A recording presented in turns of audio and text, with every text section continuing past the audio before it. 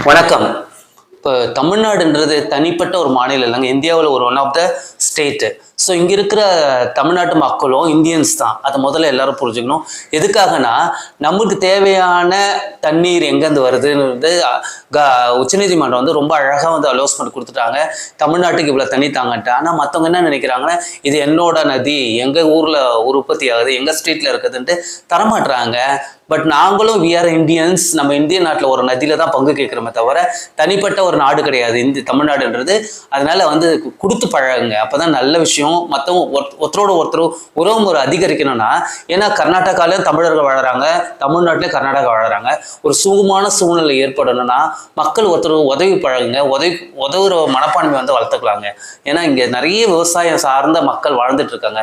அத்தனை குடும்பங்களும் இன்னைக்கு என்னென்ன இருக்குன்னா, தண்ணி இல்லாத வறண்டு போய் ஒரு பெரிய பேரிடரை சந்திக்கிற ஒரு சூழ்நிலை ஆகுது.